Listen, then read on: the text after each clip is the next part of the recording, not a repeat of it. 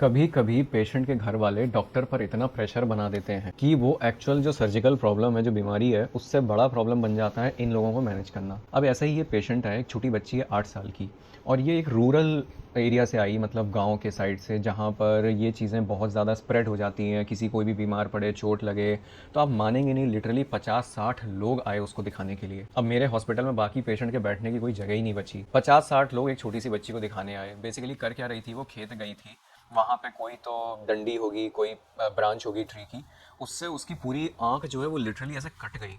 जैसे तरबूज को आप बिल्कुल बीच से ऐसा काट दो, दो टुकड़े में, बिल्कुल वैसे आंख कट गई। आप देखिए कितना बड़ा कट है। अब एकदम से दिखना बंद हो गया, ऑब्वियस सी बात है जब इतनी सीरियस चोट लगेगी। अब ऐसा होता है गांव में, पता चलता है तो पूरा गांव इकट्ठा हो जाता है। तो वो लोग पूरा लिटरली ट्रैक्टर ट्रक बस भर के आ गए, 50-60 लोग। मैंने उनके पेरेंट्स को समझाया, मेरा पूरा चेंबर भर दिया, मेरे चेंबर में 15-20 लोग आके अंदर घुस गए। मैंने उसे पूरा समझाया, और ऑब्वियसली बच्ची वाली बात है, छोटी बच्ची वाली, तो बहुत डरे थे पेरेंट्स और सारे सब लोग। मैंने उन्हें समझाया कि स्टेप बाय स्टेप हम इसको मैनेज करेंगे और विजन हम इसकी बहुत अच्छी लेकर आएंगे। हालांकि केस इतना कॉम्प्लिकेटेड था कि ऐसा 100% श्योरिटी हमें होती नहीं है, लेकिन पेशेंट को हमको रीअश्योर करना होता है, करना चाहिए। अदरवाइज अगर वो स्टेप 1 पे साइकोलॉजिकल बैटल ही हार गया पेशेंट, तो हो चुका उसका ट्रीटमेंट। अब इसका सबसे पहला स्टेप 1 क्या था कि पूरा जो कट था उसको हम सील करें। इसको हम कॉर्नियल टेयर सूचरिंग कहते हैं। क्योंकि छोटी बच्ची थी, कॉर्निया बहुत ही सॉफ्ट होती है ऐसे बच्चियों की, तो उसमें हम बच्चों की, तो उसमें हम टाँके डालते हैं। तो टाँका जो है ना, वो वहाँ पे ठहरता नहीं है उतना अच्छे से जितना एडल्ट आइज में। वो चीज़ वायर कर जाता है, मतलब कॉर्निया नहीं सॉफ्ट होती ना, कि उसमें ढंग से वो हम लोग टाइट जैसी करते हैं ना, तो वो पूरी कॉर्निया को काटने की कोशिश करता है। लेकिन जेंटली किया जाए तो बहुत अच्छा हो जाता है। तो ऐसे ही इस बच्ची में हमने ये सारे टाँके लिए।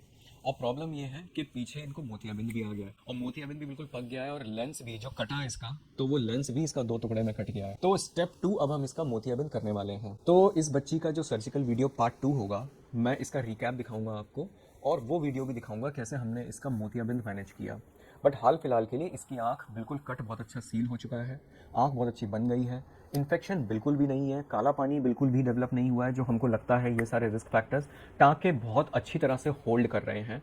और अब केवल बच्ची के माँ बाप आते हैं, क्योंकि उनको ट्रस्ट हो गया है डॉक्टर के ऊपर, मेरे ऊपर, लकीली, कि ये हमारा अब अच्छा कर देंगे। तो ऐसे पेशेंट में डॉक्टर को प्रेशर नहीं लेना होता। ये भी एक सर्जिकल चैलेंज तो था ही था, लेकिन ये एक हमारे लिए साइकोलॉजिकल चैलेंज भी था कि किस तरह से उस प्रेशर को मैनेज करते हुए, अपने आप को कूल और काम रखते हुए, विराट कोहली की तरह, मतलब he is a great man, मैं उतना बड़ा नहीं हूँ, लेकिन उसकी तरह किस तरह से आपको सिचुएशन को पॉजिटिवली और सक्सेसफुली मैनेज करना होता है। लाइफ में ऐसे सिचुएशन सबके साथ हर रोज़ आते हैं। You just have to keep calm और सोल्यूशन ओरिएंटेड अप्रोच रखना है। Thank you.